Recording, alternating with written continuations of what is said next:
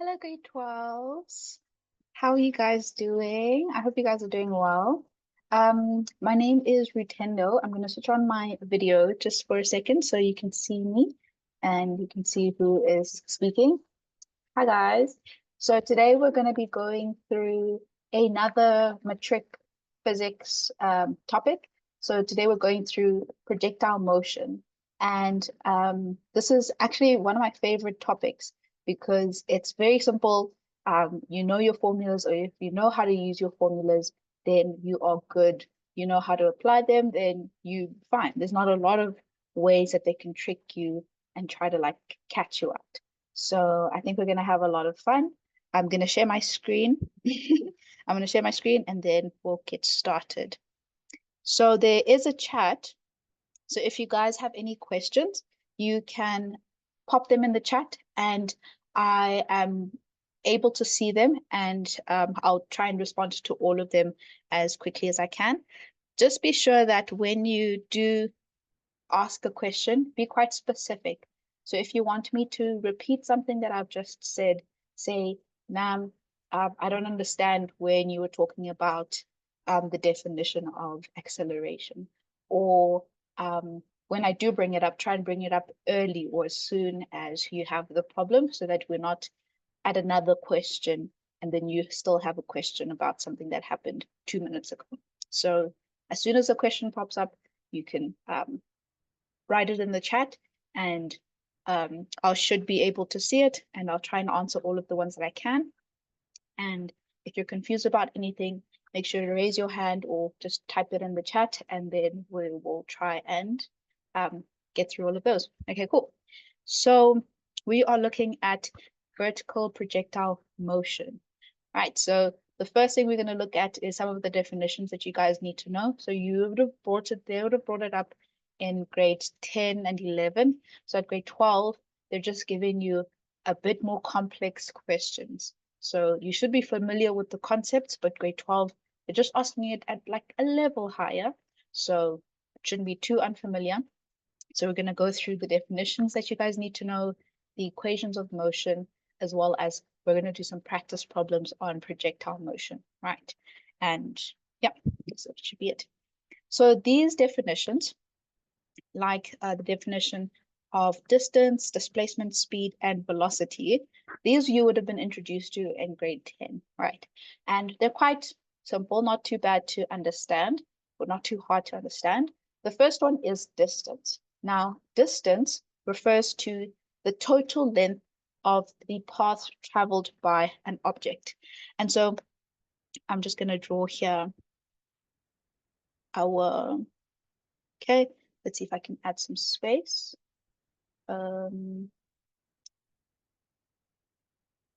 So, right, usually, oh, there we go. There's my little space bar. So I'm going to add a space here.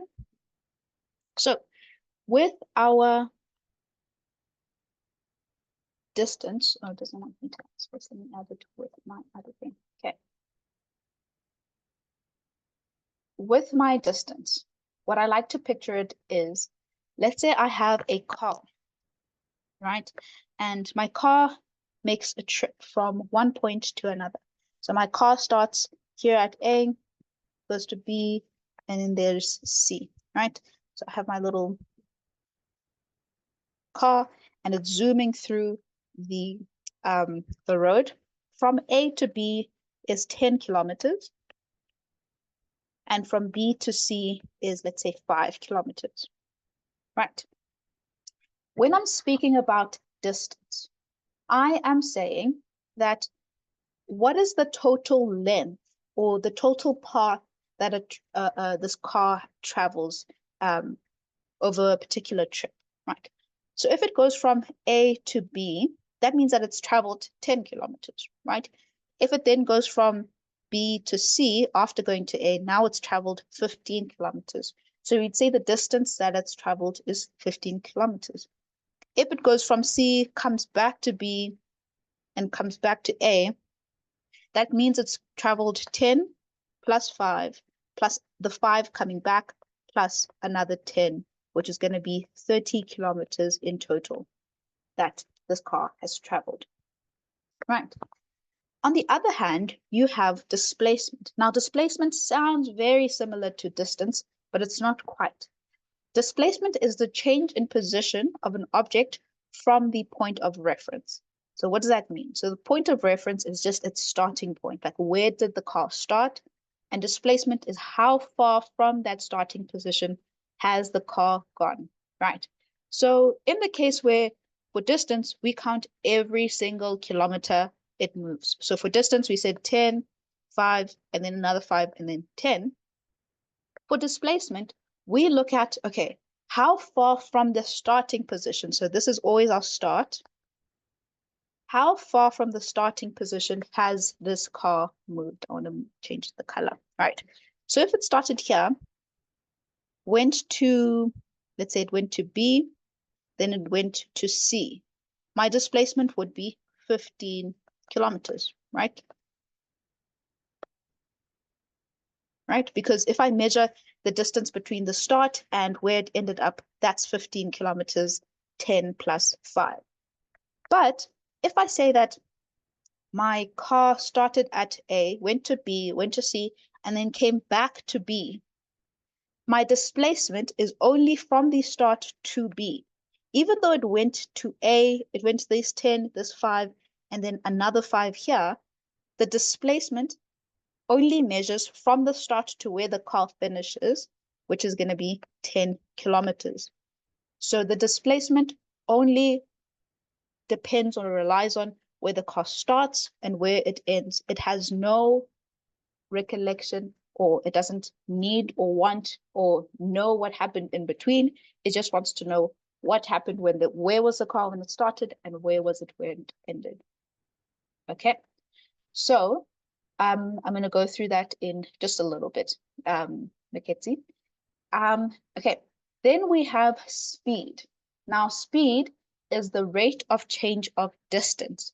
So remember, we said distance is just how far it moves. It doesn't matter where it starts or it ends. How many kilometers did it travel while it was moving?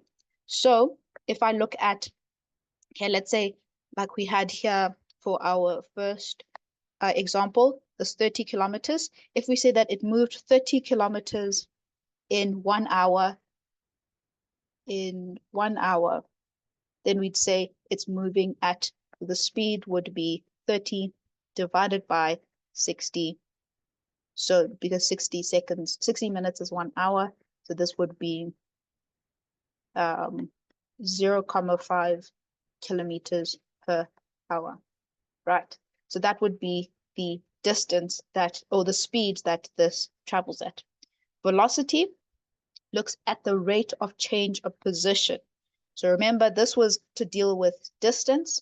Velocity has to do with position. So again, if the displacement is 10 kilometers after 1 hour, then we're going to say it has 10 kilometers over 60. So it's going to be 1/6 kilometers per hour. But, oh, sorry, this is for velocity. Yes, this is for velocity.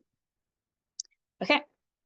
Now, we then go on to average speed and average velocity. Average speed is just the total distance traveled per unit time. So your D here would be total distance over time. Okay, so yes, so we can say that, sorry, I missed that point. We say that speed is a scalar because it doesn't take into account direction, right? So it doesn't matter where it ended up. It just looks at what is the total distance that it traveled. Whereas velocity is a vector.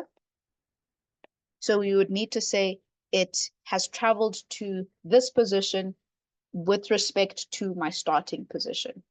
Okay, so distance also doesn't have direction, but displacement has direction. So distance is also a scalar, whereas displacement is a vector. Okay. Thank you guys for bringing that up. Okay. So then we have average speed again. We have distance over time. and average velocity is total displacement or just displacement over a period of time. Okay. And then instantaneous velocity kind of sounds all right, like it doesn't sound too hard to grasp. Instantaneous velocity is the velocity at a specific moment. So when they ask questions, usually on speed and velocity and time, they're asking for a specific point or a specific moment in time. So they'll say like at t equals 2 seconds, what is the speed at that time?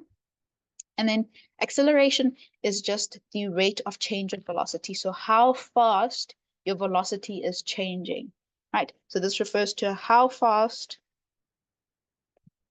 or how is your velocity changing? Is changing. So you'll have change in velocity over change in time. Okay. Now, does anybody have any questions about just these two sections, or are we all right? This should be very familiar. You've done it since grade 10.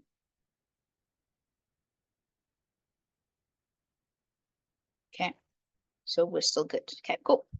Now, the definitions that they bring up in grade 12 is a projectile and the idea of free fall, right?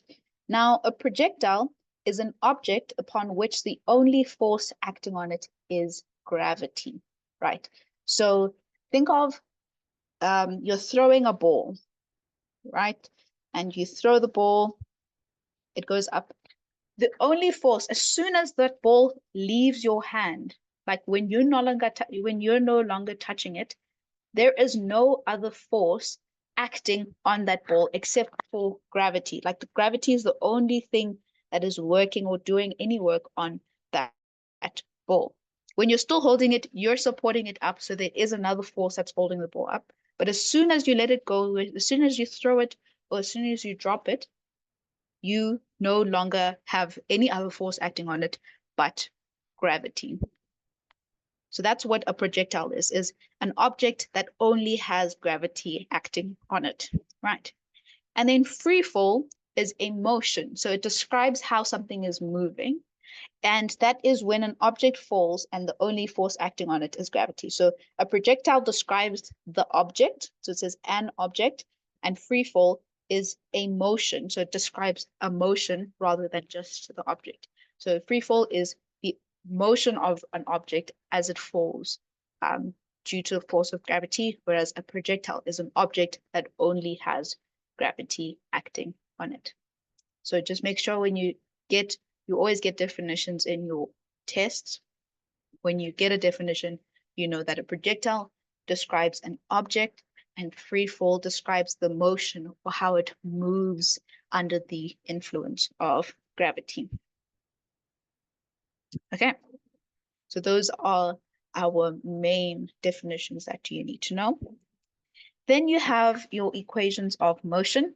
Now, some of them have changed just here and there, but they still represent the same things, right? So what does my V stand for? Or let's say if I have VI, ooh, sorry, that won't erase. VI stands for?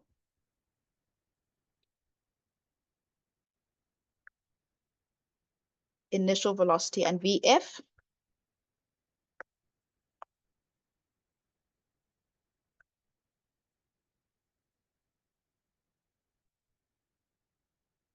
And V final is, yes, VF is final velocity. What does my delta X stand for? What does that mean? Sorry, I don't know if you guys... Displacement, yes. So you have displacement. What does T stand for? Time. So time is measured in seconds, displacement is measured in meters, my velocity is measured in meters per second, and my final velocity is also measured in meters per second. And lastly, my acceleration. What is acceleration measured in?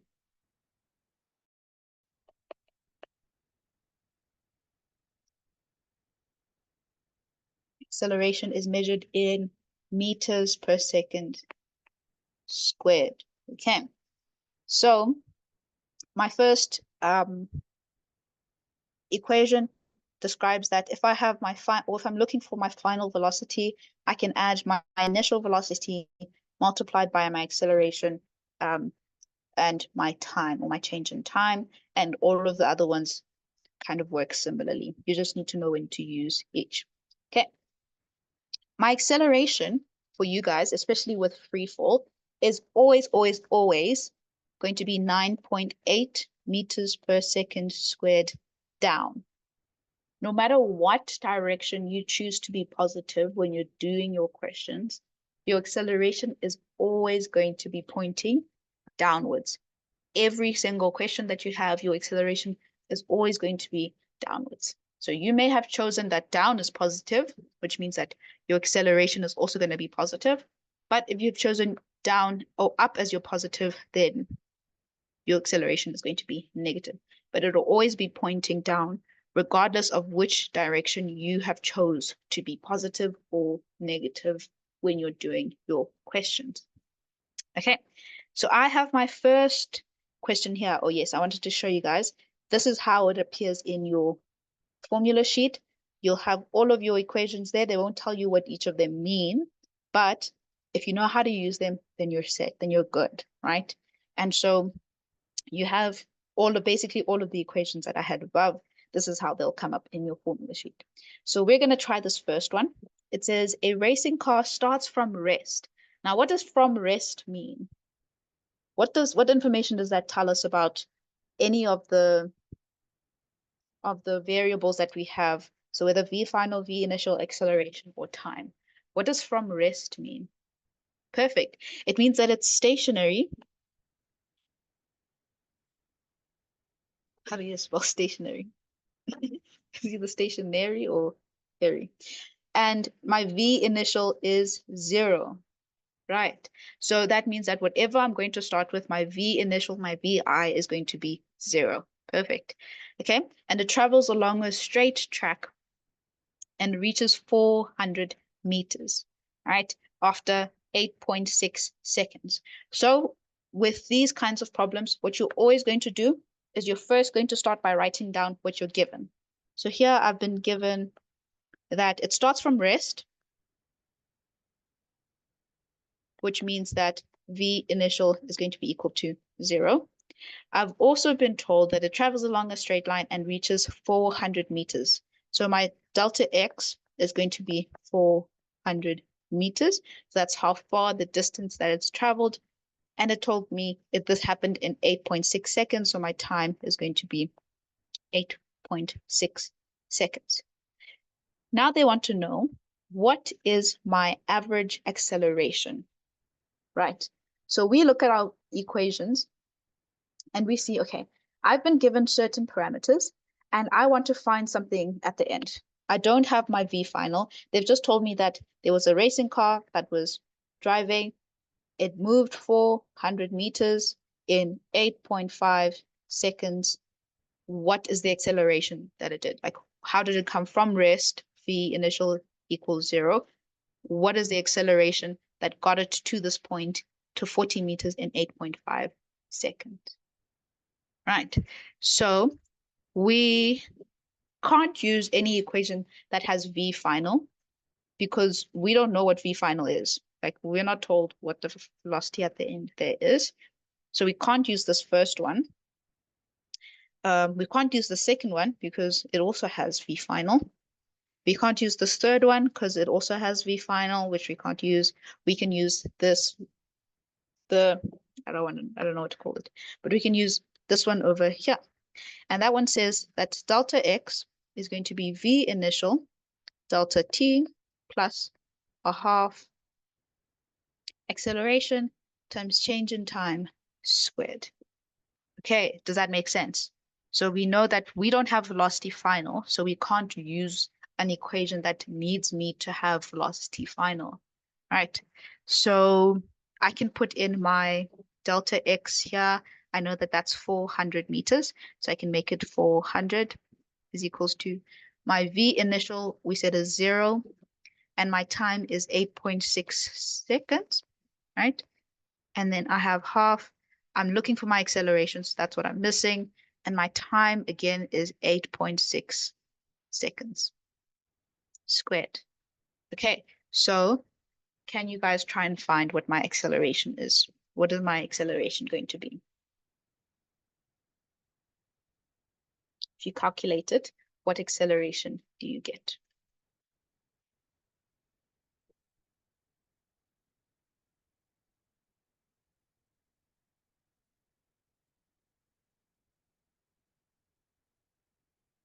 Okay, so let's work it out. So we'll have 400. Let's just keep like that. We'll have 400 is equals to 0 times anything is 0. So that this goes away. And so I'll have half times acceleration times 8.6 squared. Okay. And then I can divide both sides by a half, and I can also divide both sides by 8.6 squared. And so I have A is equals to 400 divided by 1 over 2 multiplied by 8.6 squared. And the acceleration that I get is 10.82 meters per second squared. Okay. So this is the question we were trying to work out. We are told that a racing car starts from rest and travels along a straight track, reaches 400 meters after 8.5 seconds. And then we were asked, what is the average velocity? We also took into account that forward would be positive. So this direction is positive. And so that's how we calculated that.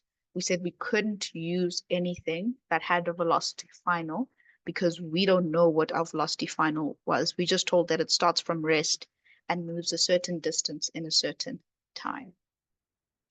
Okay. Okay. Then the next question was, so now we've established that my acceleration is 10.82 meters per second squared. Then they said, what is the velocity? So they want us to now find the final velocity at the 400 meter mark. So we look at what we are given again. There's my very wonky race car. It goes 400 meters. It ends here, but I know my velocity initial, it starts from rest, so it starts from 0. It takes 8.6 seconds, and it's accelerating at 10.82 meters per second. I want to know what is its velocity when it gets to that 400 meters. So yes, now acceleration does have a direction. In this case, they have said that assume or make sure or let the forward be positive, right? And because we are starting from rest and getting to a higher velocity, that means the car has to accelerate, right? So we can't have a car slowing down but getting faster, right? So for it to get to a faster speed, it has to accelerate. So we can say that our acceleration is actually positive, and because it's increasing as we go in that forward direction. We'll look at an example where it's not positive, but the car's still moving forward. We'll look at one of those. We can actually look at one of those now, but I just want to find out what is the velocity final at this position at 400 meters.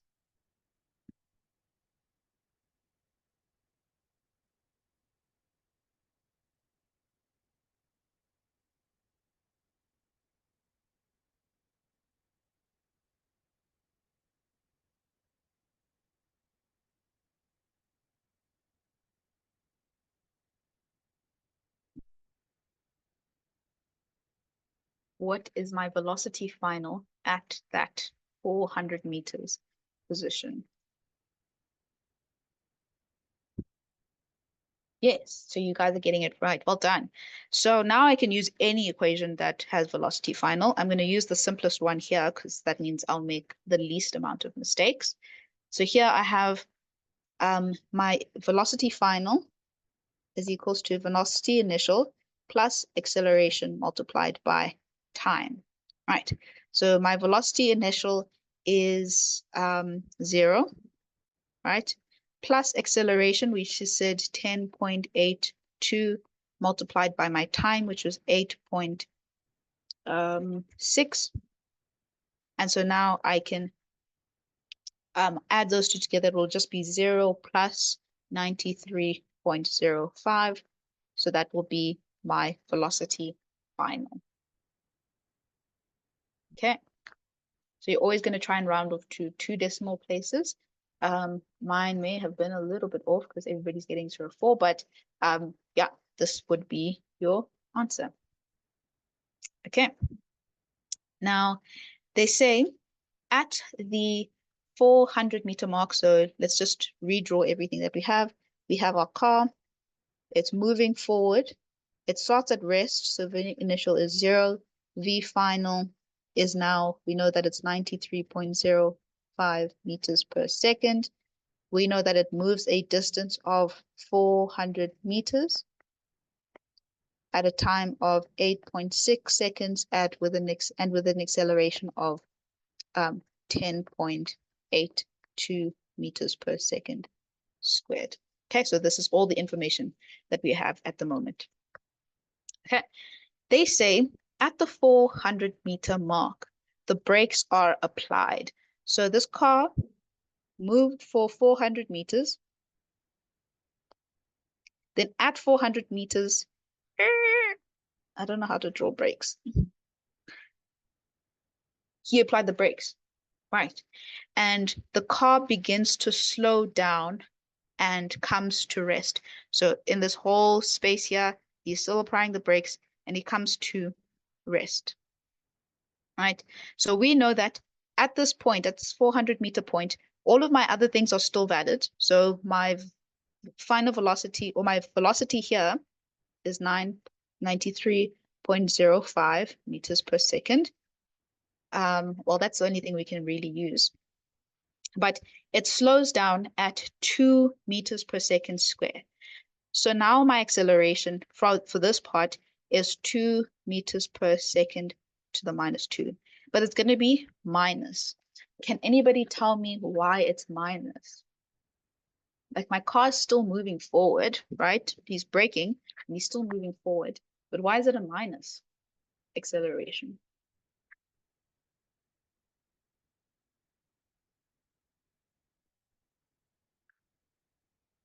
And then this V final here is going to be 0. So friction because of the brakes, but because it's slowing down, right? So when my car is speeding up, right? My acceleration will be in the same direction as the motion. So if it's speeding up, my acceleration is going to be in the same direction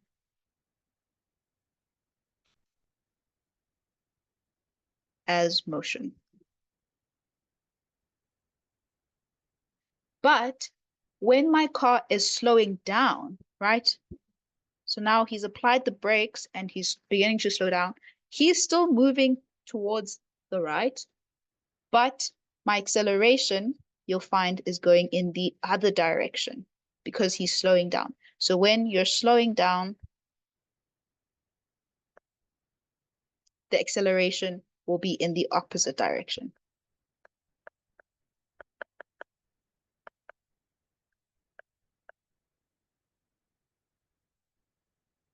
So this is the general rule. If you're speeding up, your acceleration is going to be in the same direction as the motion.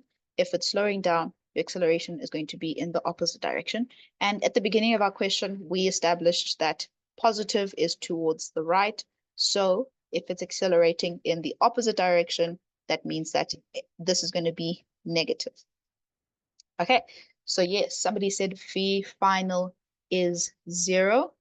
So that means, and what are they asking? They said, find the time that it takes for the car to stop. Okay, so what do I have? I have V initial.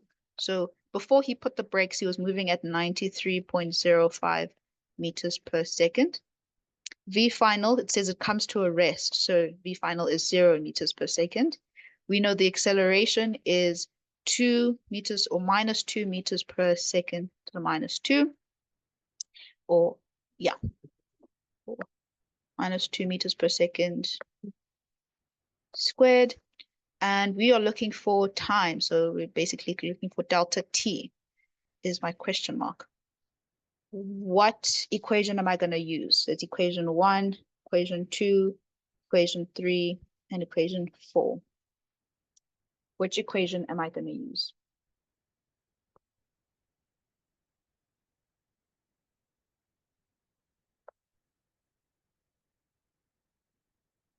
Perfect. I'm going to use equation 1 because that's got all the information that needs or requires all the information that I already have. So I'm going to say then V final is equals to V initial plus A delta T, right? And so I know my V final is 0. My V initial is 93.05. I know my acceleration is minus 2, and I'm looking for my delta T. Okay, I like it. I like that you guys are getting it. So I'm trying to isolate just this delta T so I can have my my T by itself. So I'm going to move this 93.05 to the other side.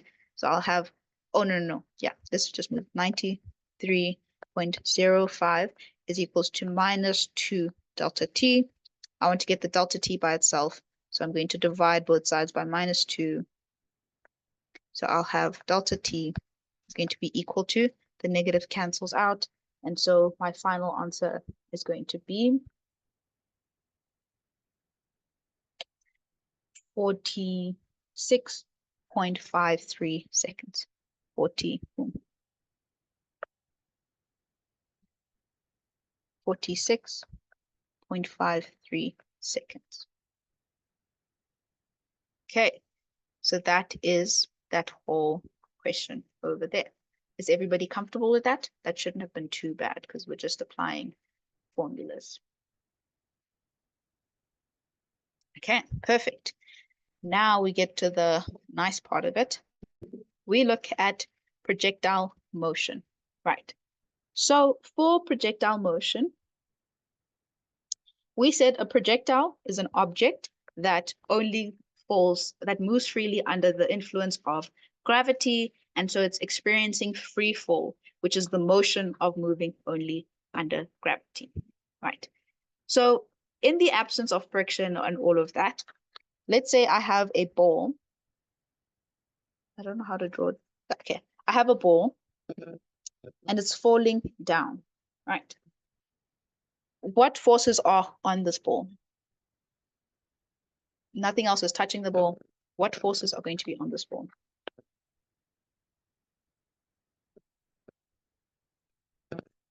We're only going to have the force of gravity, right? Or F of G. That's perfect.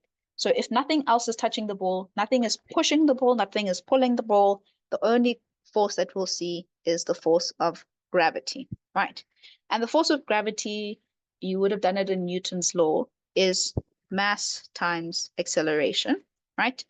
And if the ball is moving downwards, right, it's going to be speeding up because gravity is pulling it down. And so my acceleration is going to be down, right? It's going to accelerate downwards. But this is the case for every single thing that is experiencing free fall. Its acceleration will always be downwards.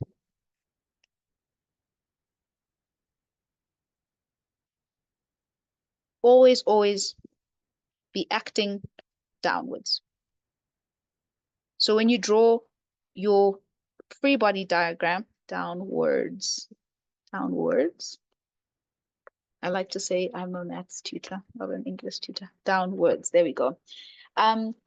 It'll always be acting downwards, no matter what, especially if it's free fall, it is always going to be acting downwards, right? And so when it's moving, when the projectile or whatever's being that is under free fall is moving downwards or it's falling down, it's going to be speeding up.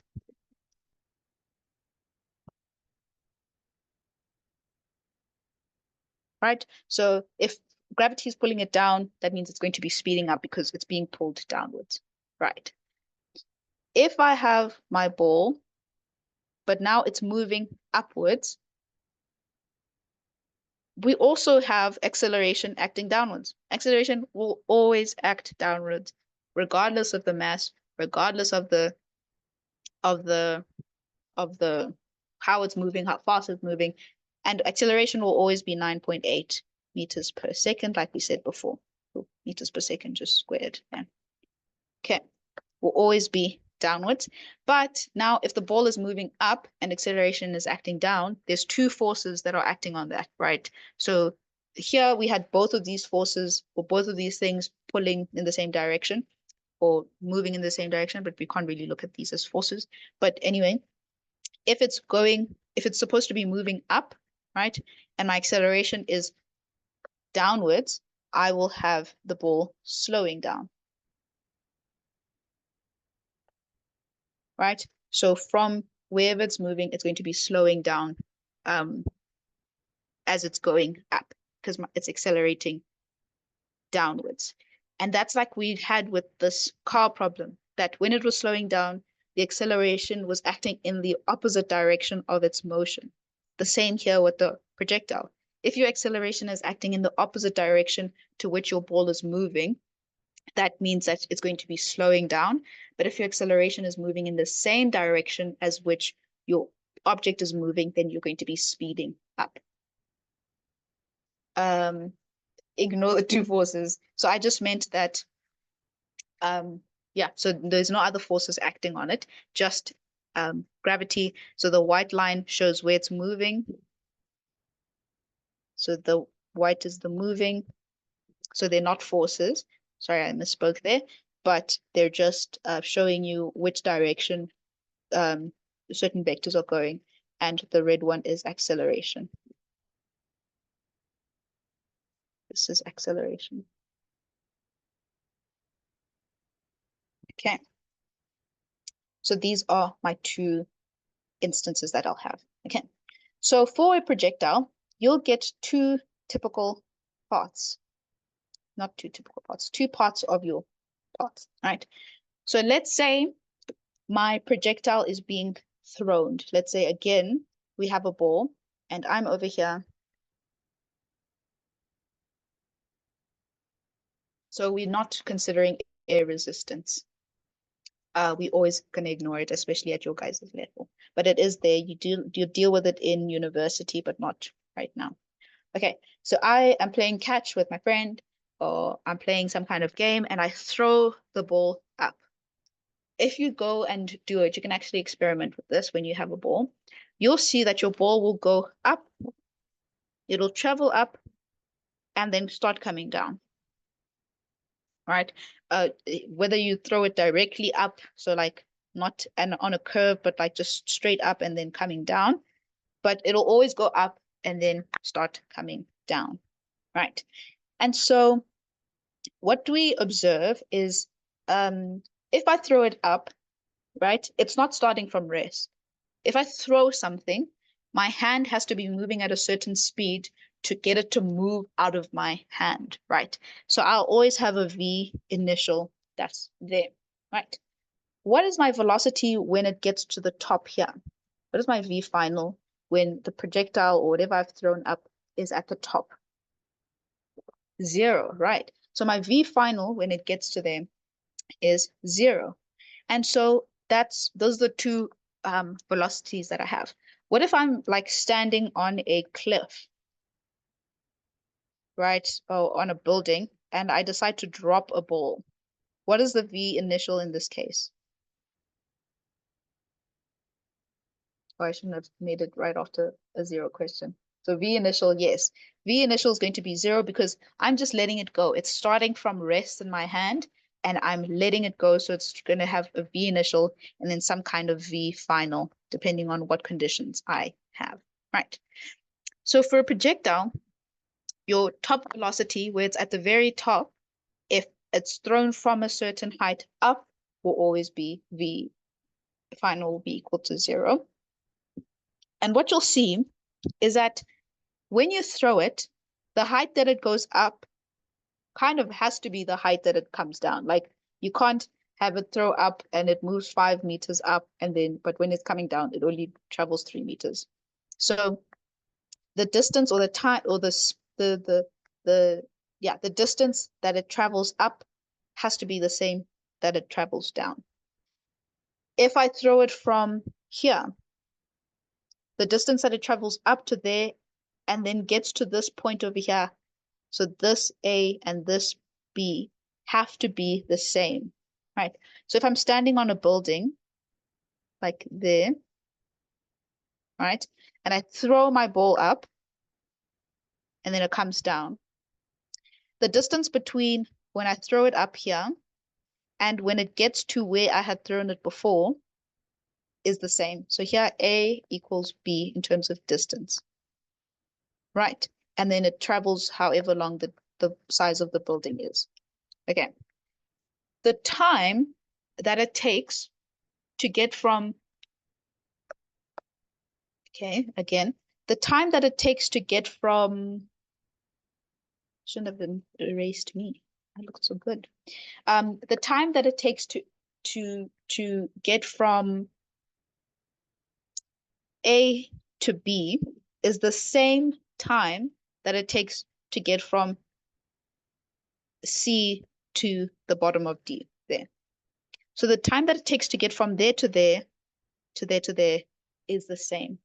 The time that it takes to get from B to C is the same as the time that it takes to get from up there to down there. So you can use those properties to kind of find out if you're missing a variable in your equation, but you know that if it took this long to get there, it's going to take that amount of time to get down here.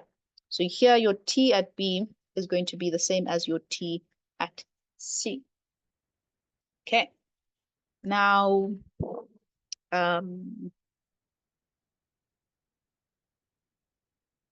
yeah. Boitumelo, what are you asking? How does what happen?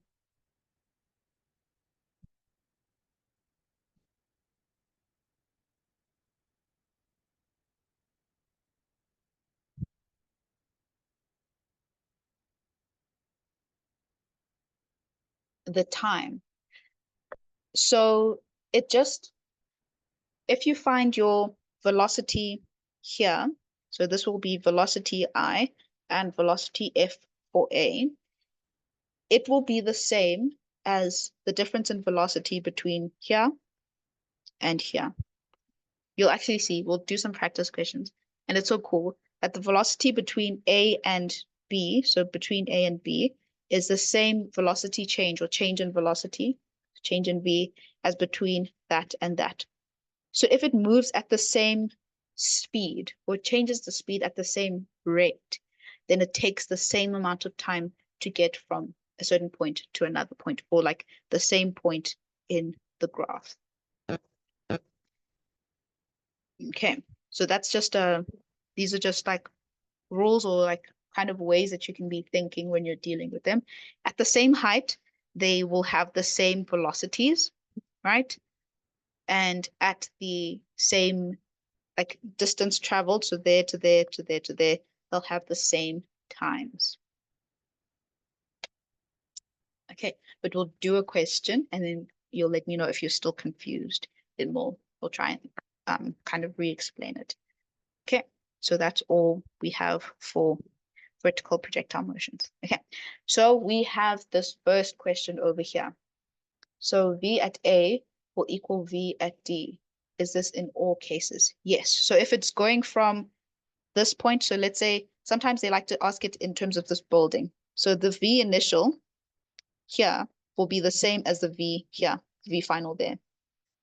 So if it goes up there, it must come down there.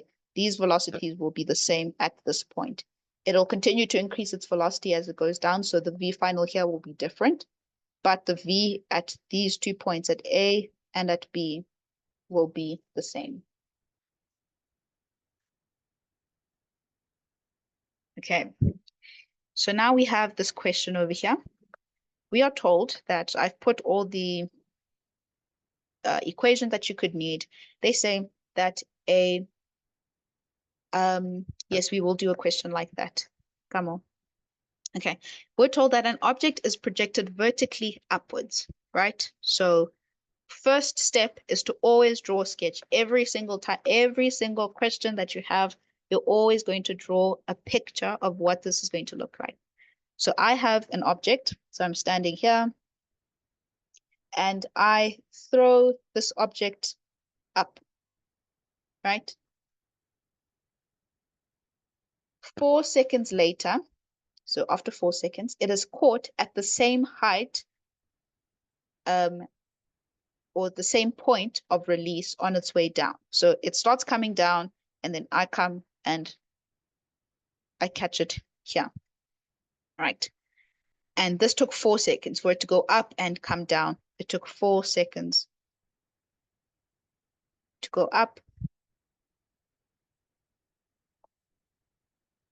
and down. Now we said, what did we say in our previous one? The T, let's say this is section A and section B. The time that it takes to go from the bottom to the top and then to the top to the bottom is the same. So T to get to A is the same as T to B.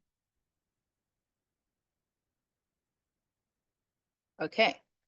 So I see, ma'am, can you please clarify how does displacement and height differ when we calculate? Okay, yes, we'll look at a question where you're on a building and there's a displacement versus a height. So we'll look at a question like that. Okay. Let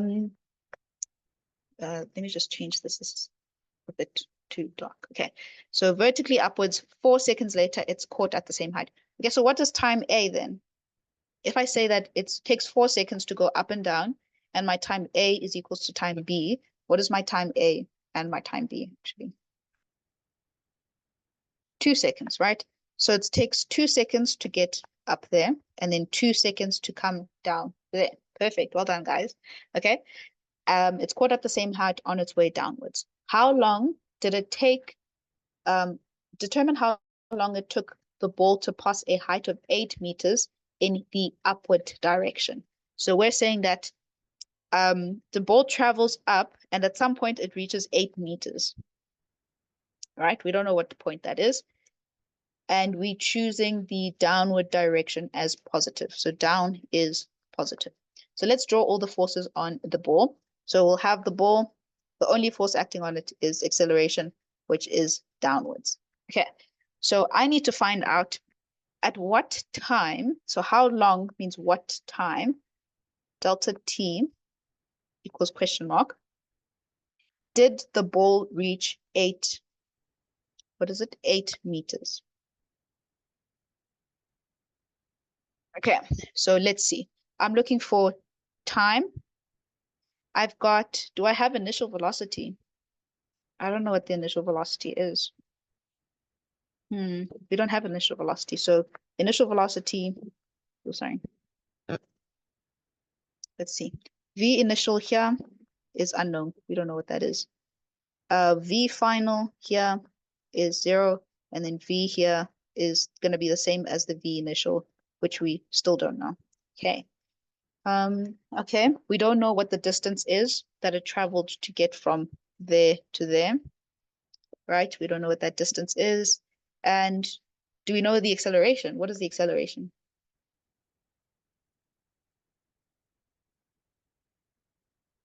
So they say that it was thrown up. And for you to throw something, you have to have a velocity for your hand. Like your hand has to be moving at a certain speed. So my initial velocity is not 0. Okay. And yes, acceleration is equals to 9.8 meters per second. Okay. squared. Okay, so now I need to figure out, okay, I clearly don't have enough information. I have an acceleration and I have a distance, right? This over here, we're looking for time. This over here needs me to have, I have velocity final, but I don't know what my initial velocity is. I have my acceleration, but it doesn't even include my distance. So I wouldn't be able to use that. Okay. The second one has a final velocity, which we know, well, we know the final velocity at the top. So maybe we could use that to kind of gauge what my initial velocity is. So I could find my initial velocity and then use this delta x because I'm looking for, or no, but I'm looking for time. So that's not going to give me time, but it could give me my initial velocity, right? Let's see. Then I have this one, which has displacement, which I need to put in because I've been told it's 8 meters. Initial velocity, I don't have it. Time, I kind of have it, but I'm not really sure. Oh, no, we're looking for time. Time, I have my acceleration and I'm looking for time. So it looks like I'm going to have to find my initial velocity first, right?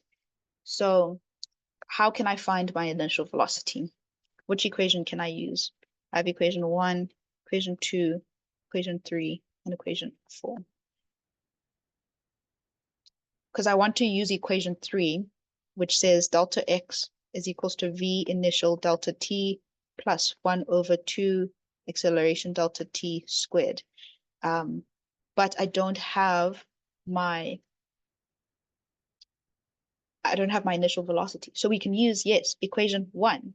And my equation 1 says v final is equals to v initial plus acceleration multiplied by time.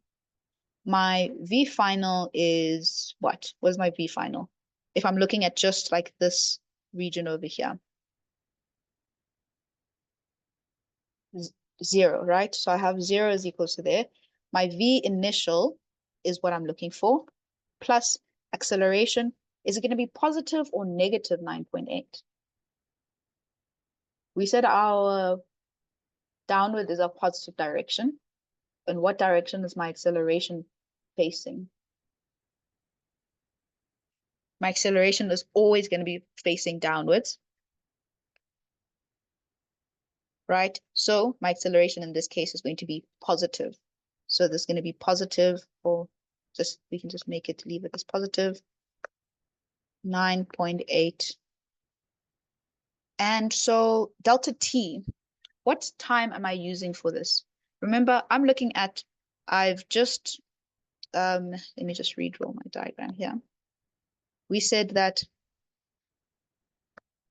I have a man, or I'm the man, thrown up a ball, come down, and caught it at that point. My time is here 2 seconds and 2 seconds to draw this ball. I said here my V final is 0, and I don't know what my V initial is. So I'm going to use my time equals 2 seconds because I'm looking at just this region of my ball moving. I've said that in this region, my velocity final is 0, and that I'm looking for my velocity initial. Okay, so I will have 0 is equals to VI plus 9.8 times 2. Okay, and what do I get as my V initial?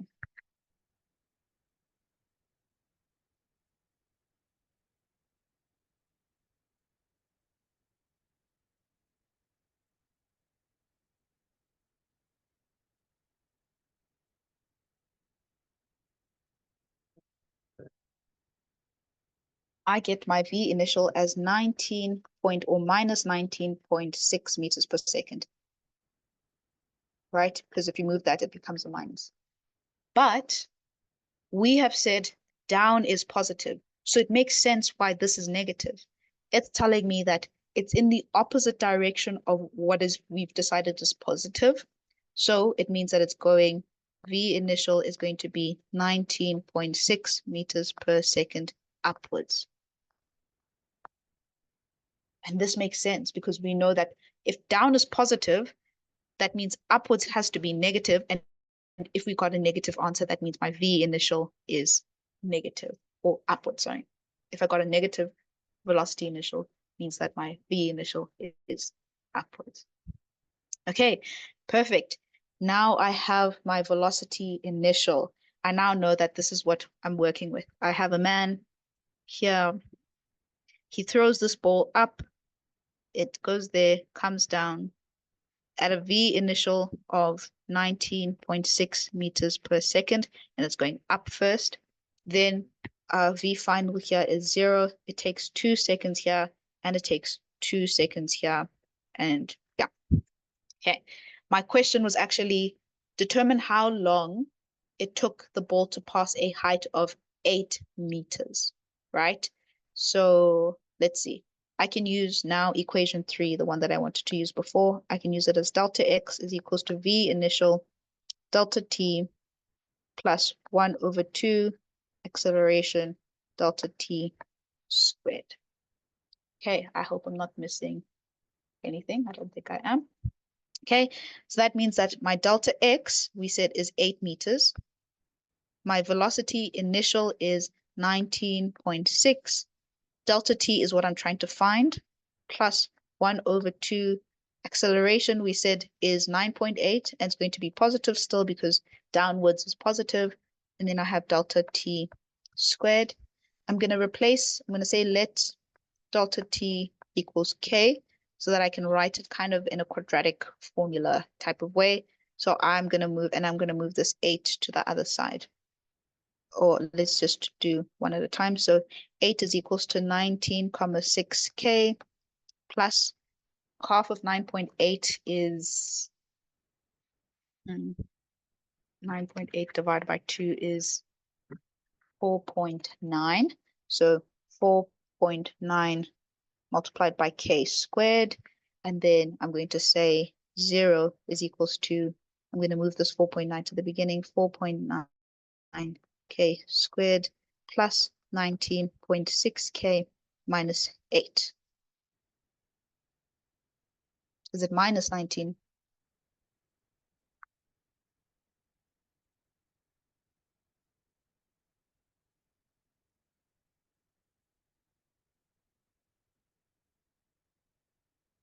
Oh, yes.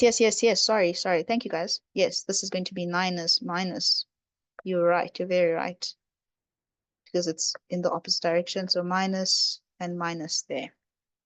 Yes. You guys are right. Sorry for that little mishap. Okay. I'm going to try and move this down. Okay. So this is what we're working with at the moment. What can I do to get my 2K values?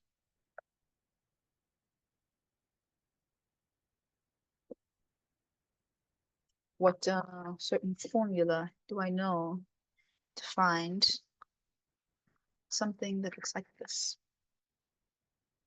I have something squared. Perfect. Can you guys try it for me? Try to find 2K values or 2 values for K.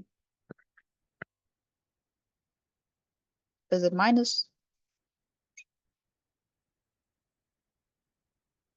Oh, yes. I think there's another thing that we may have missed. Oh, okay. Yes. Sorry, guys, before you do that. So we have said the downwards direction is positive, right? So when this man throws this ball, right? He is throwing it up. He's throwing it up because that's how you throw a ball up. And we said down is positive. We said downwards direction is positive. So if he's throwing it up, that means it's moving in a negative direction. So this up is negative. So my 8 meters is actually going to be a minus 8 meters because delta x shows displacement, right? So this over here needs to be a plus 8 because we have moved it. So this delta x reflects whether the object is moving in the positive direction or in the negative direction. So this needs to be minus 8, and plus 8 over here. Okay, does that make sense to everyone, or is it Or do I need to re-explain?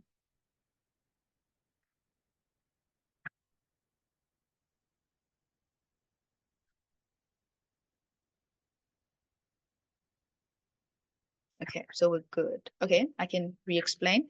Yes, definitely. Okay, so we said displacement does not mean distance, right? We have, if I have a car that moves there, so this is my starting point. If it moves there, then it goes there, then it comes back here, then it comes all the way back here. Everything that is in the direction of the positive or whatever we've decided is positive, anything moving in that direction means that it's moving in a positive direction. And so your delta X is going to be positive. But if you know that, if you find that your displacement, which is just the distance between your start and your end, that's your displacement. If you find that it's in the opposite direction of the positive, so here, my displacement is here, it's in this direction. My positive direction is towards the right, but I end up to the left of my starting point. That means I've moved in a negative direction. So I'm going to have a negative X or negative value for my delta X because I've moved in a direction that is going opposite to what we know as positive. So if positive is to the right and I end up on the left side of where I started, that means I've moved in a negative direction. Okay, is that good?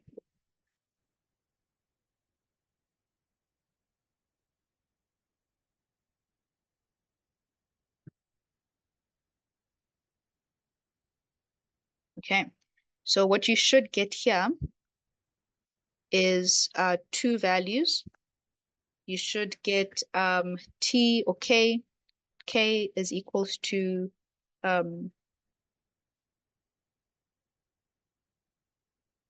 actually get two values, 0.46 or K is equals to 3.54. Let me just check this. That's a bit of a question. So we have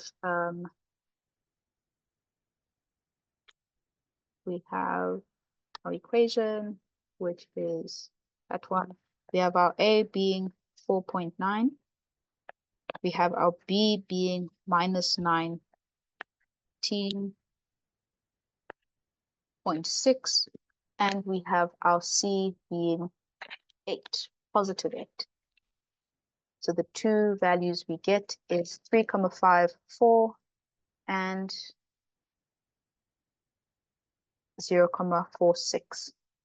So they're both positive, so they're both possible.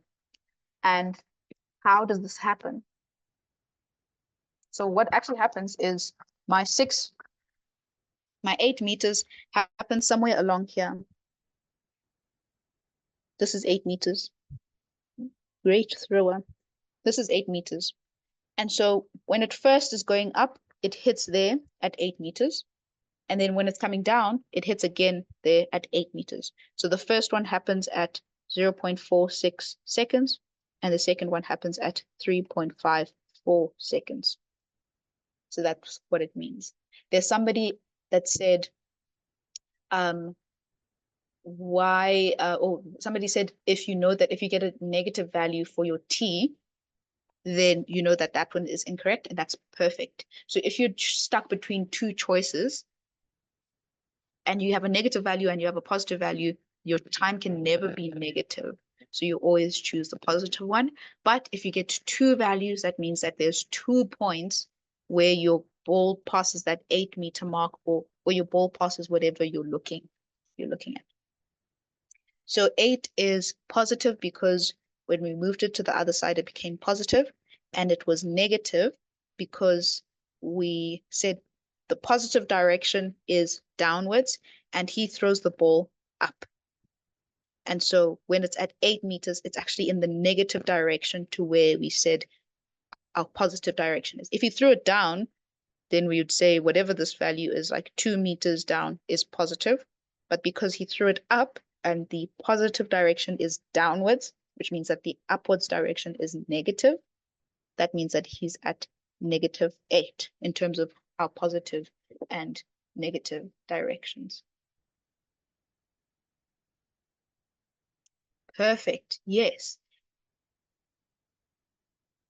In this equation, we have our time. We know that it's 2 seconds when it's going up and 2 seconds when it's going down, right? And so we can have our two, we know that needs to be less than 4 seconds basically, because if it goes down and up, it has to cross the 8 meters somewhere. And so, yeah, when it's going up, it has to be less than 2 seconds. And then when it's coming down, it has to be less than 4 seconds, because that's a total motion of our movement. Somebody's asking, what happens if we use equation 4? Okay, let's see actually. Let's try and see what that does for us. So I'll have delta x is equals to v initial plus v final. Delta x is equals to v initial plus v final over 2. And we have, what is this? Delta t. So we are looking for change in time, and we know that this is -8 is equals to v initial, which we said is what? Minus 19.6 plus v final, which is 0 over 2. We have delta t, right? So we'll have 19.6 divided by 2. So 19.6 divided by 2 equals 9.8. So -8 is equals to -9.8 delta t. And so to get rid of this, to get to the t by itself, I'm just going to move up here. I'm going to say -8 divided by 9.8 to -9.8 equals delta t. So 8 divided by answer gives you delta t equals 0.81. Okay, so this one gives us a different answer, right? Because we get 0.82. And this is because this doesn't take into consideration that there's acceleration on this ball.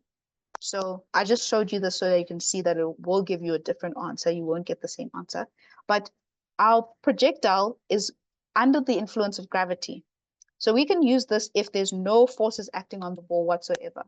Like if it was just pushed in a vacuum, or if it was just pushed in a place where there's no force acting on the ball whatsoever, there's no friction, there's nothing acting on the ball.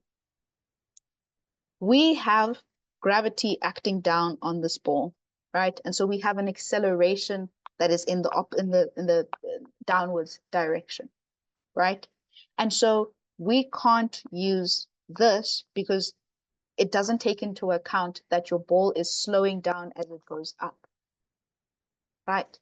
And so we wouldn't be able to use equation 4. So you can only use equation 4 when you don't have any forces acting on it, not even gravity.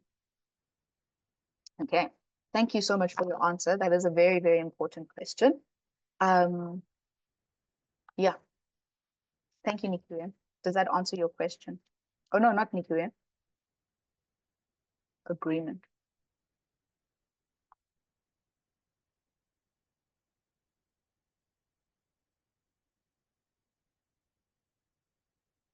Okay, perfect. So you can only use this if there's no forces acting on the ball whatsoever.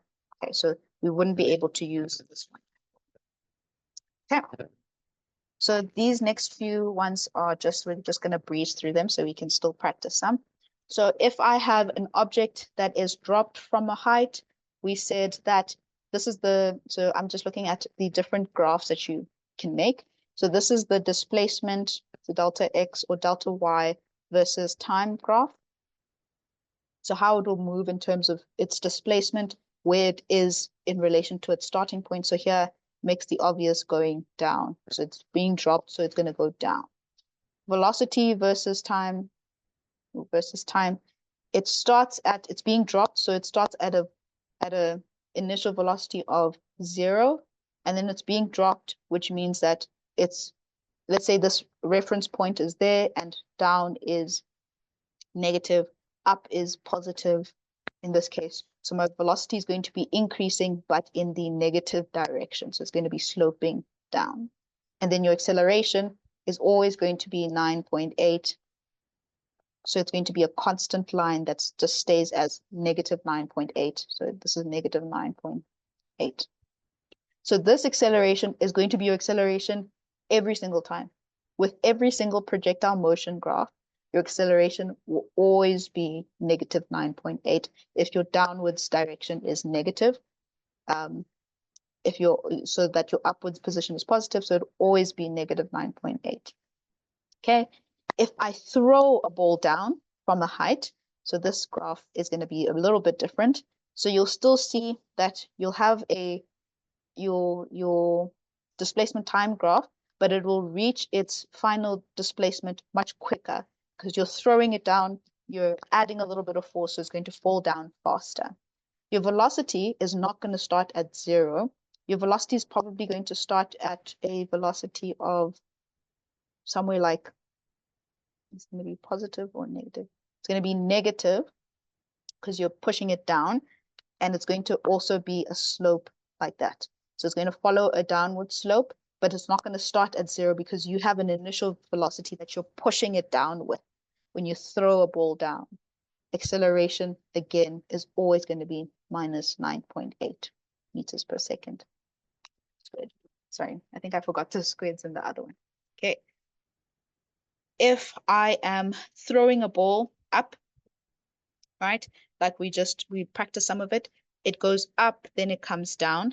So it first starts at a displacement of y. This is my starting position. It goes up, and then it crosses that starting position again, and then it starts going below the starting position, going into the negative direction. So positive is up. So if it's going now, it's gone past the starting position, it's now in the negative direction of the starting position. So it's going to have a negative part of it. Again, velocity starts at a certain value, goes up. At this point, it's at the top, it's at V final, right? At the top there. So the velocity is 0, and then it starts going down again. Okay, acceleration again is always going to be at minus 9.8 meters per second squared. Okay, if I again throw a ball and then catch it, it's going to have similar graphs. So just throw a ball. This is the only one that's changing. You catch it at the same place. Your velocity again is not starting from 0 because you're throwing it up. So you're giving it an initial velocity. And so it will start at non-zero, go to 0 when it's at the top. So it'll be final, and then continue to go down. Acceleration again, always 9.8 meters per second. Okay, and then almost lastly, if I start at a position like there below, so let's say this is still my starting position, but my ball ends up at a higher position than what I started, then your displacement graph. So your displacement graph kind of just shows what your graph is gonna, just shows where your ball is gonna go. So it would stop in the middle of the graph there. Velocity again would still start from a certain position because you're throwing it up, and then acceleration still stays the same at negative 9.8 meters per second. Okay, and then the last one that they like to ask is a bouncing ball, right? So a bouncing ball is, you have a ball, you bounce it, bounce it, bounce it, bounce it, bounce it, bounce it, right? It bounces as it goes. So when you have a bouncing ball, you have to first initially give it some velocity so that it can go up, right? So this velocity goes up, and then at this top point here, my V final goes to 0, then it comes down and it reaches that velocity that I threw it up at again, right? And so when it gets to the bottom here, it doesn't immediately spring up. Like if you look at a video of a bouncing ball in slow motion, it kind of like comes down. So let's say this is the ground, comes down, hits the ground for a little bit, then starts coming back up. So some of the energy is absorbed into the ground, then the ground pushes back up, and then it starts bouncing again. So during these dashed phases is that part. So when it's bouncing, the velocity temporarily shifts and then goes back up. Then temporarily comes down, then goes back up. And so each of your dashed lines shows a bounce. So you'll see in exam questions, they'll ask how many times does this thing bounce? Every time you have this dashed line over here is where it has bounced. Okay.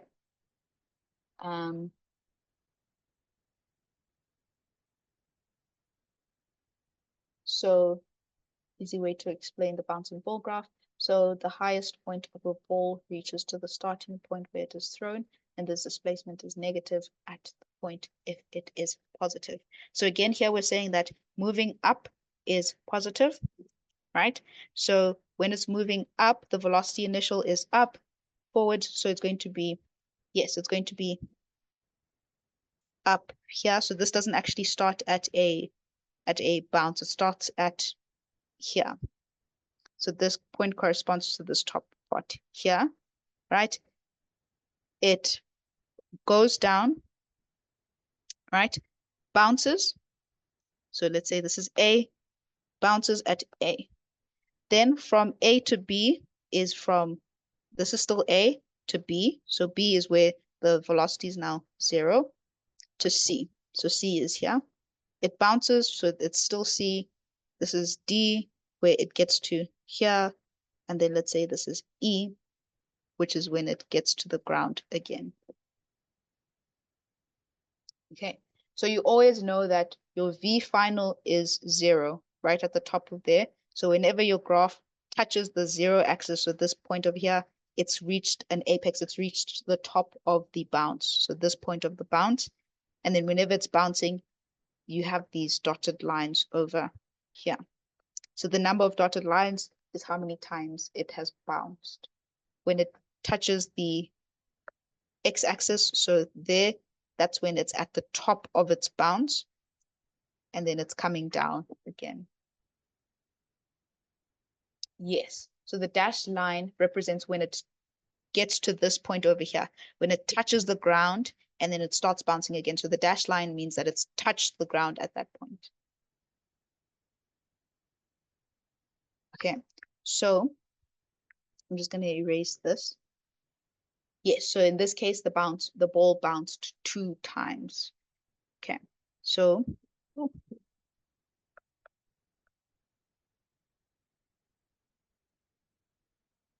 when let me draw this, I think, a little bit better so that we can have a more accurate view.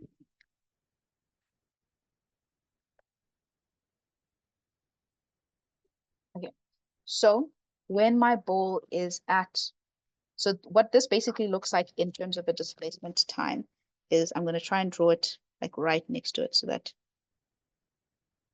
there, right. So if this was my time and this was my x, right? At this point, my graph, at the very beginning point here, my graph is at 0 because it's at the top of a bounce, right? I bounce it there, and then it goes up. Oh, sorry. It bounces there, then it bounces one more time. It doesn't get to the bottom. It gets to the bottom there at the end. So this point A corresponds with the velocity equals 0. We know that at the top of like the parabola that a projectile forms, this V final is equals to 0. And when my graph is touching this axis, it means that my velocity is 0. So A corresponds to the top of when the ball is at its maximum height, right? When it's going down, it'll get to a point where it touches the ground. So this is, you can picture this as the ground, right? At B is this point over here, right?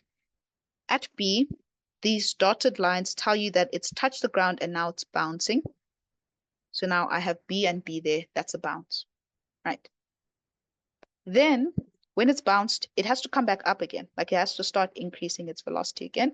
So when it gets to the top here at C, this is there when my velocity is equals to 0, right?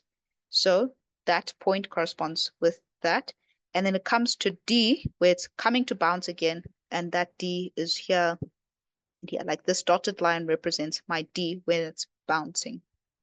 And then again, it goes up at this V equals 0. Let's make it E. That is when it's reached its maximum height. And then let's say F is when it's at the top. It's about to start bouncing again, but they don't let it bounce again. Okay, so the most common question you get is how many times has it bounced, right? Or what is the position of the ball when let's say at C, then you say it's at the maximum position.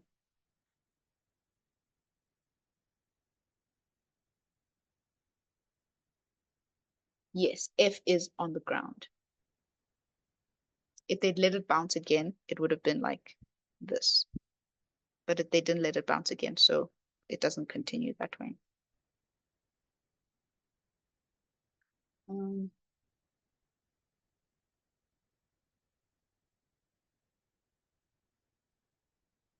So above the x-axis, so this axis, above the x-axis, it is downwards. Yes, it's moving downwards. And then below the x-axis, so it's moving down, moving up.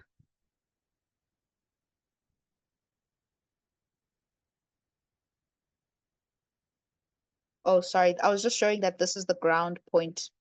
So F doesn't have to be the ground. The B, D, and F are all ground points. So this is where the ball is touching the ground, if that makes sense.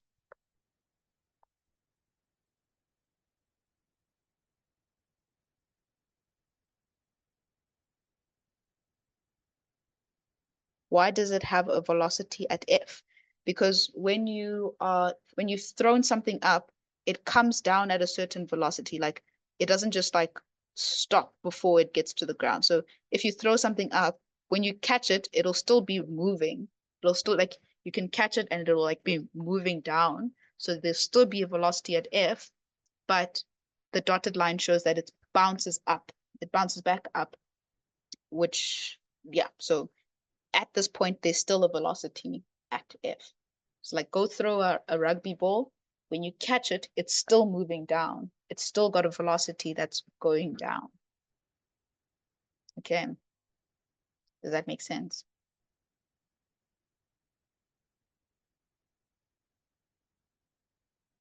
Why is C up?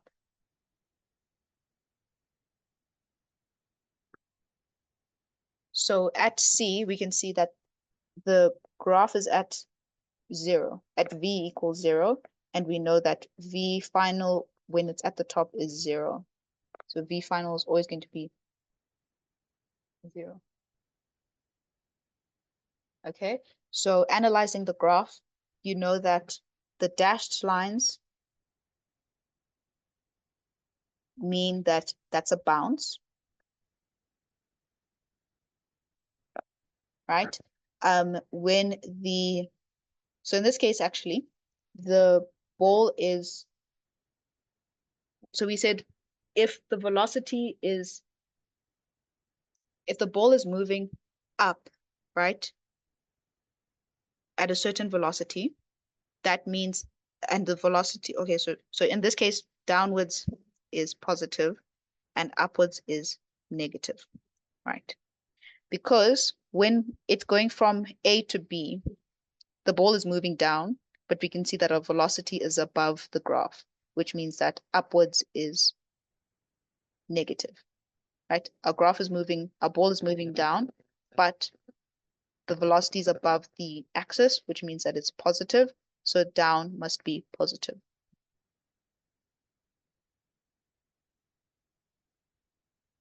Okay, so in this case, whenever the velocity is going up or it's above this axis, it's moving downwards. And whenever the ball is moving below the axis, it's moving upwards. So you can kind of draw the graph for yourself. So when you see something like this, I think we have one here. Yeah.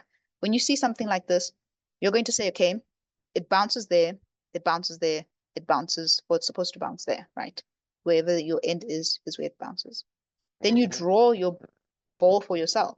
You say, okay, whenever the graph touches 0 is a top, it's a peak of my graph. It touches 0 there, which means it's a peak.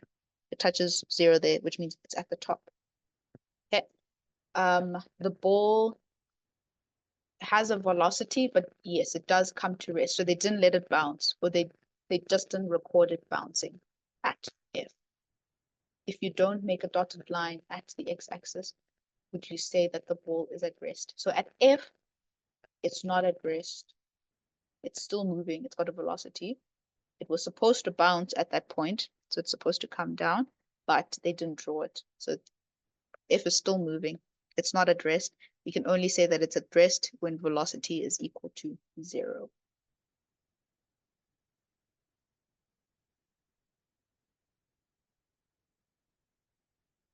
Okay. So we have a question where we can practice this just now. Okay. So we have this question over here. And this question asks, the velocity time graph below represents a bouncing movement of a 0.1 kilogram ball. Use the graph to answer the questions below. Okay, so first of all, what did we say dotted lines mean? Or dashes, dotted. Dotted line means there's a bounce, right? So how many bounces does this graph have? How many times does it bounce? 3 times, perfect. So it bounces once, twice, and 3 times. Okay, so we can already answer the third question. So we said at any point where the velocity is 0, we can count that as a top, as a peak, as this part of the ball bouncing. Right. So let's draw what this looks like. I'm going to try and yeah. Okay, so let's say we're starting there. This is my ground level, right? So when I'm starting here at A, let me just erase this 1, 2, and 3. When I'm starting here at A, what position is my ball at? Is it at the top or at the bottom? When I'm starting at A, is my graph at the top or at the bottom? It's at the top, right? So when I start at A, my velocity is 0, which means that my graph is starting at the top. Okay, from A to B, it's coming down, right? And at B, it bounces. So it bounces here at B and starts coming back up again. So B is the same for both the top and the bottom there. Okay, at C, it's at V equals 0 again, which means that it's at here. This is where it is, right? Then at D, it bounces again. So D is here when it's bouncing. We have E here because it goes to 0 again. E, then it bounces at F. Then we have, so this is F. Then we have G. At G, so at F, it bounces, and then G, it goes to 0, and then the velocity stops at there. Okay, so now we've drawn what our thing looks like. It bounces 1, 2, 3 times. So 1, 2, 3 times, and then it stops here. They don't let it go down after it's bounced. Okay. So we know that the direction of our velocity, so if I've chosen positive, if I've chosen up as my positive, then my velocity should be positive when my ball is moving up. But in this case, we know that from A to B, my ball is moving down. But on my velocity time graph, I have a positive velocity, like my velocity is above the axis. So which direction is the movement positive? Is it going to be upwards or downwards? We know that when it's moving down, my velocity is positive. So that means that my downwards direction is the one that's positive.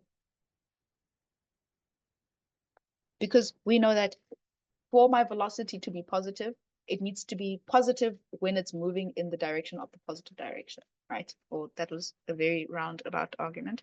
But because I see that from A to B, my ball is going down. And from A to B on my velocity time graph, my graph is in the positive realm of my thingy, which means that downwards needs to be positive. Okay. Now, what does the gradient of this graph represent? We haven't discussed it, but what does the gradient of a velocity time graph represent? Yeah, Sia, well done. And Cabello. Good. The gradient represents the acceleration. The gradient of a velocity versus time graph is always acceleration. Okay. So if you find the gradient of AB, that will be your acceleration in meters per second. Okay, well done, guys. Yes. Okay, now a nice hot air balloon question. I just want to check, just with you guys. I know it's different from different years. Have you guys done questions, or are you encouraged to do questions where your hot air balloon is moving up when the object is released? Or do you only do, okay, so I see some of you do, so let's try a question like that, just in case it comes up. Okay. So I have this, maybe I can make it smaller. No, I can't. I have this hot air balloon, right?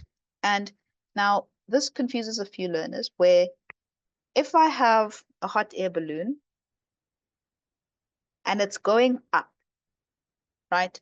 And I decide to drop a ball while my hot air balloon is going up. Let's say it's moving up at 30 meters per second. I don't know if that's realistic. No, that's not realistic. 10 meters per second. What is the initial velocity of my ball? Let's say I drop it. So I'm not throwing it, I'm just dropping it.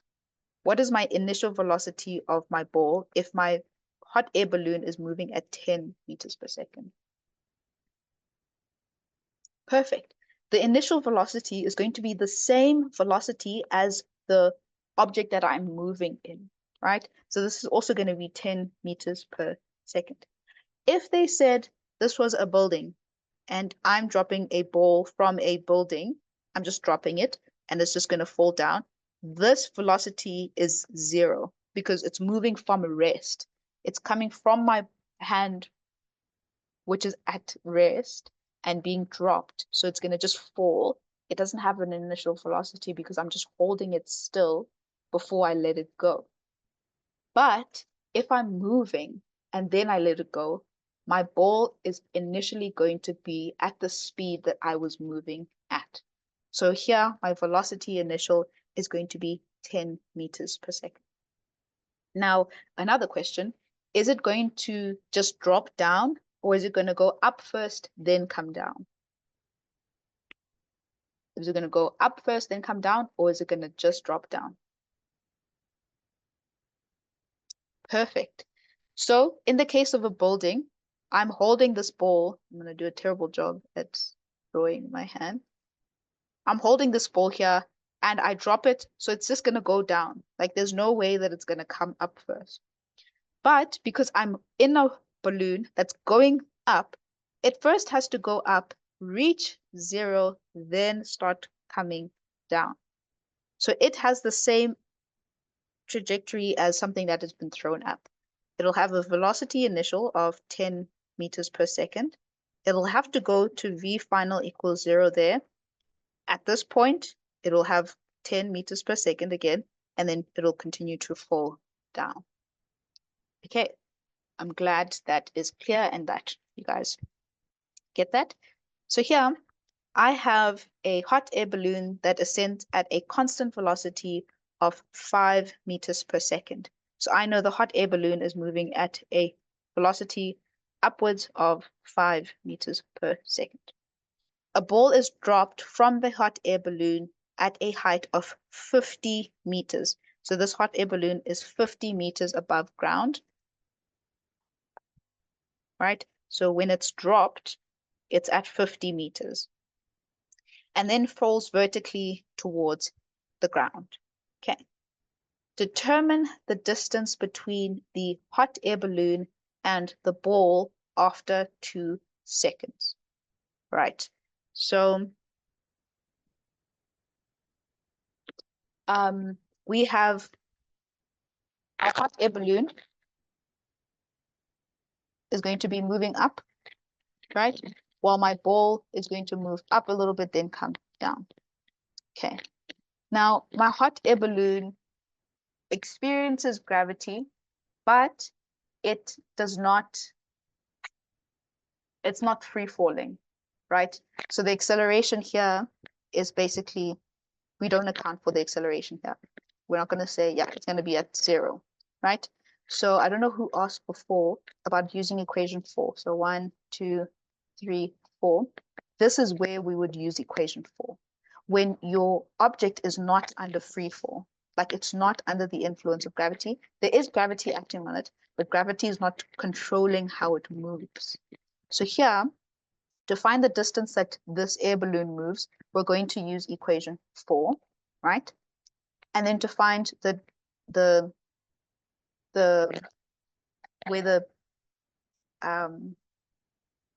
ball is going to be, we're going to use any of the other equations, whichever one we see as best fit.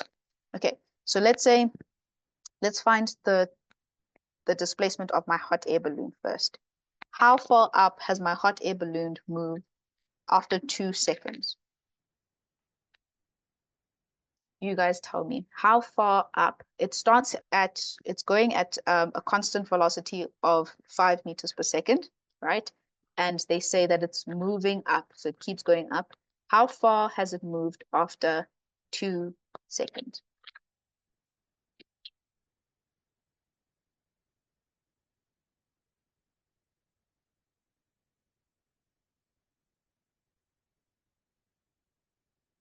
In meters. So not necessarily. Here they said constant velocity.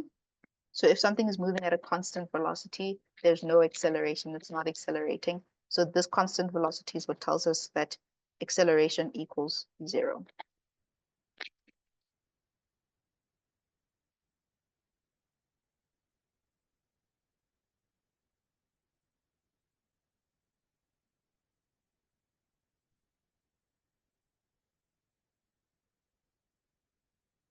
So for the hot air balloon, it keeps going up. So it doesn't stop at any point. I want what is the distance that the hot air balloon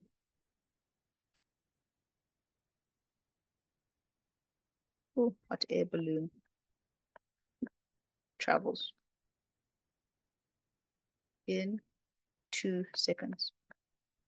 We know that its velocity initial is equals to, you can actually use any of these graphs. Velocity initial is 5 meters per second. And we know that velocity final, it's moving at the same speed, 5 meters per second. The acceleration is 0 and my time is 2 seconds.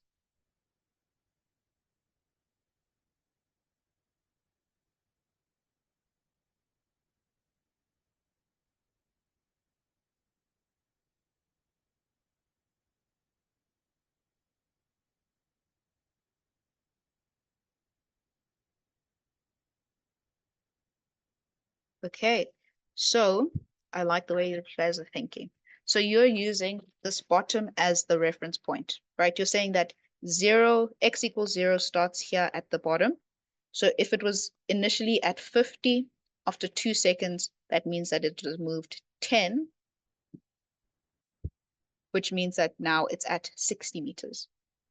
That works. Okay. What is okay, so now we're saying that it's moved 10 meters. So you can either look at your reference point from point A, or you can look at it from point B, right? If you're looking at it from point A, you're saying that x equals 60 at time equals 2 seconds. If you're, oh no, sorry, from B. This is from B. If you're looking at it from reference point A, saying that this is actually my starting position when the ball is initially dropped, then you're saying that x equals 10, so the distance for the air balloon, or x hot air balloon is equals to 10 meters at time equals 2 seconds. So they said that it's moving at a constant velocity. We're looking at the hot air balloon here, not the ball. So the hot air balloon is just moving up, like constantly. It's not going, it doesn't have a projectile motion.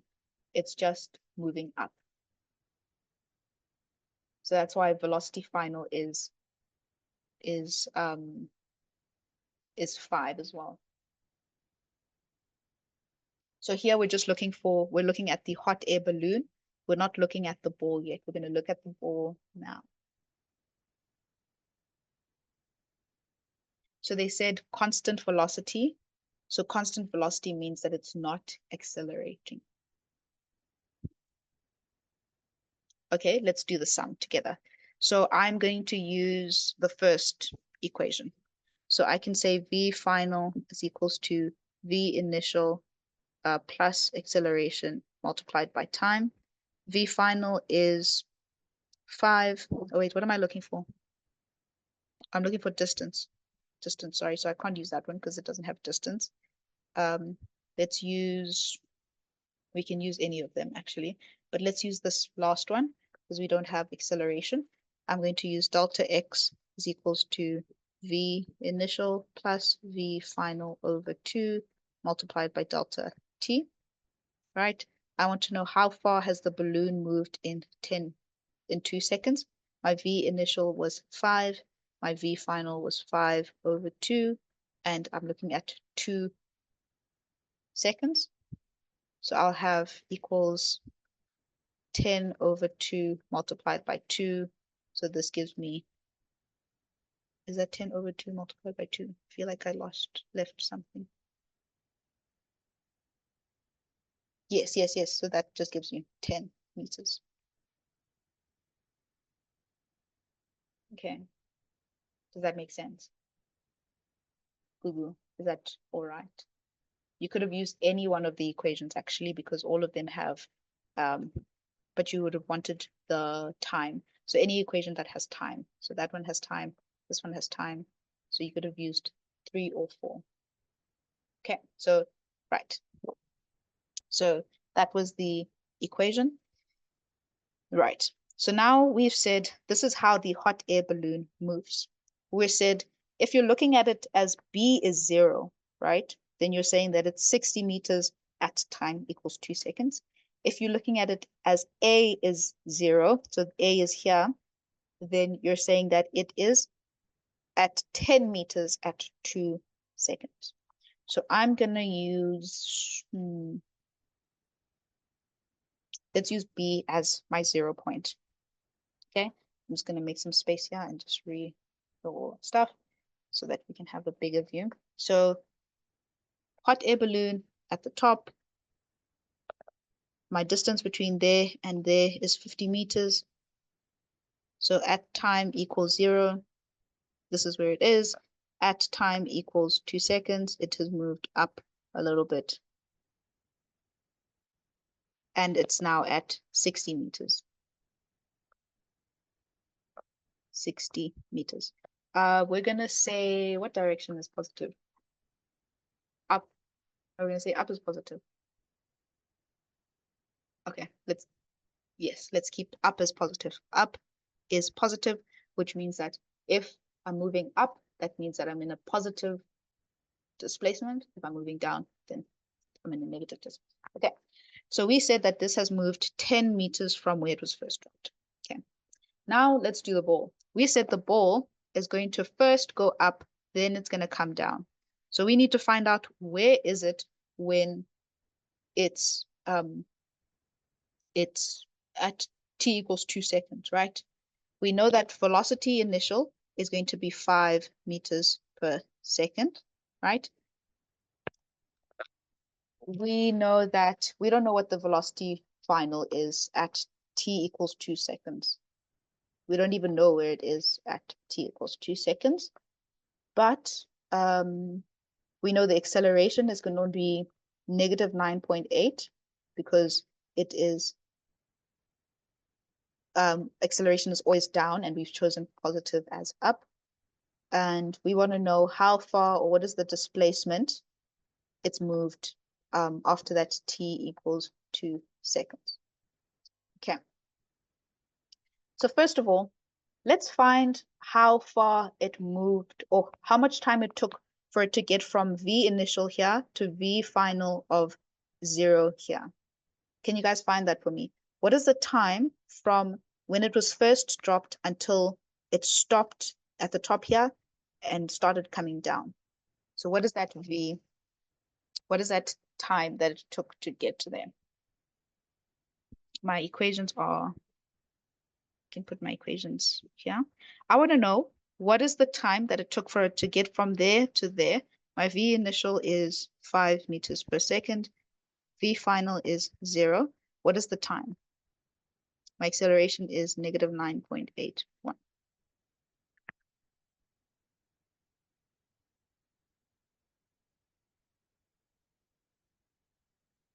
We can, I'll show you now. 0.5. Wait, let's see. What can we use? Let's use V initial. V final is equals to V initial plus A delta T. Okay, so V final, we said is 0 is equals to V initial, which is 5 plus acceleration 9.81.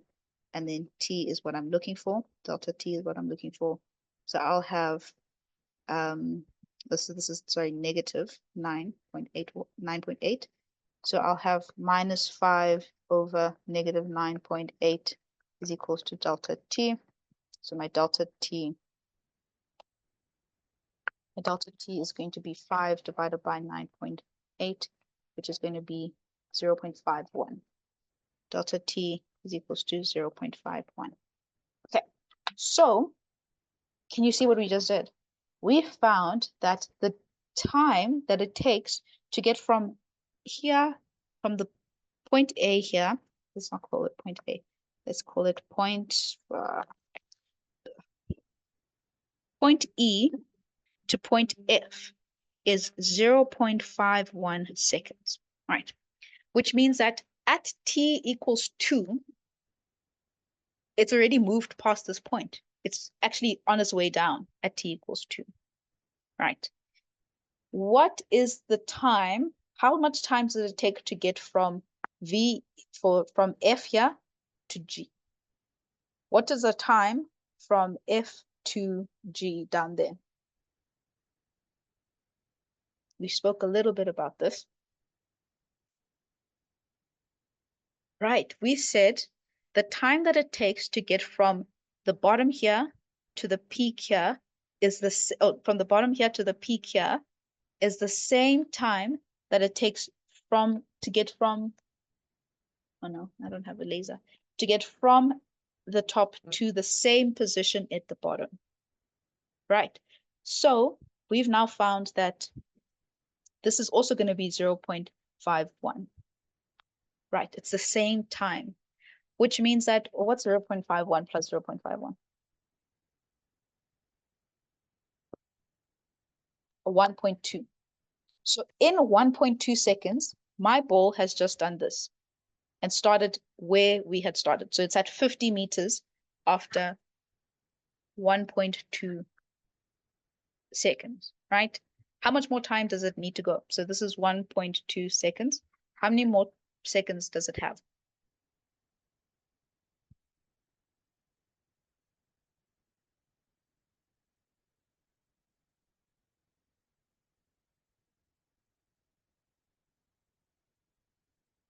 What did I say? 1.02. Oh, yes, sorry, 1.02, sorry.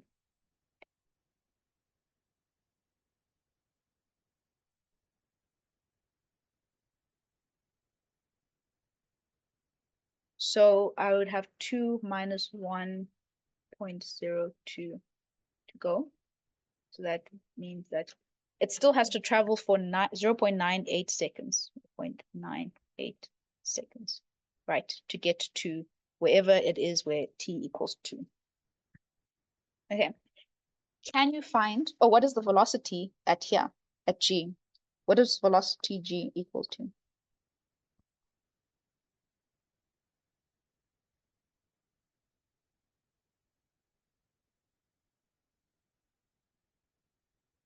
-5. Well done, because it's going down, and we said positive direction is up. So the velocity here is -5. Okay, right. So now I know it just has 0.98 seconds to go. So what is the distance between here and here? We don't need the final velocity. We just want to know what is the distance that it traveled from. We know the velocity initial, so when it's there, it's -5. And we know that it travels for this amount of time, so 0.98 seconds. And we know that the acceleration is a 9.8 or -9.8. What is delta x? As in delta x here.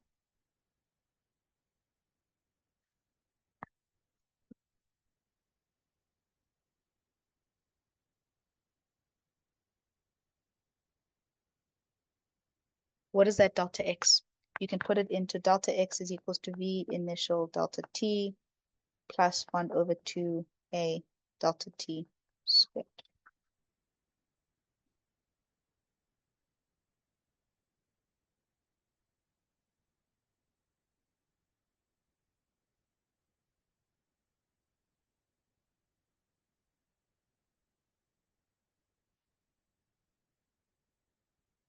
So we know v initial is -5 multiplied by the remaining time that we have, which is 0.98.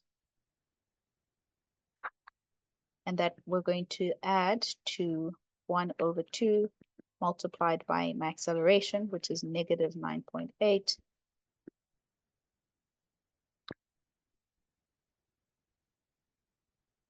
And multiply it by the time squared, which is still 0.98 squared. Should get -9.60. Eh, why did you get a minus? That's odd. I think I put it in my calculator incorrectly.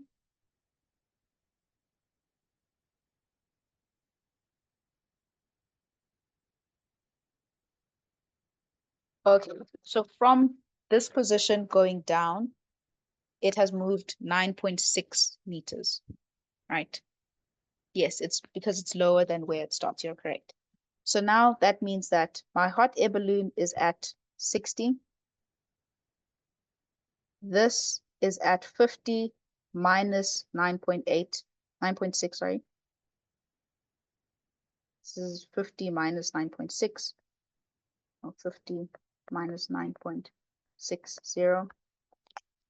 So what is the distance between the hot air balloon and the ball at 9.6? So 50 minus 9.6 is 40.4. So here it's at 40.4, right? So what is the distance between the 60 and the 40.4?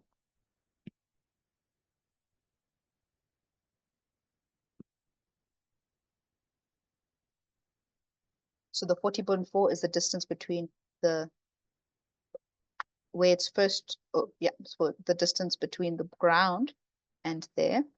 And so the distance between 60 and 40.4 is 19.6.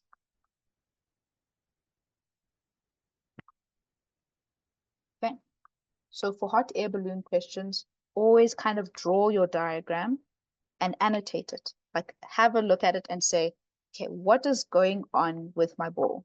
When it goes up, it takes a certain amount of time to go up. Then it takes the same amount of time to get to the point where it was before. And then I've got extra time. So they usually ask, what is the distance between this and this after a certain amount of time? Like, how far do I still have left? How much time do I have left for it to come down? And then you decide what is that distance that it travels and for how long. You figure that out. And then now you can say the distance of the other object minus the distance that it has moved. Okay.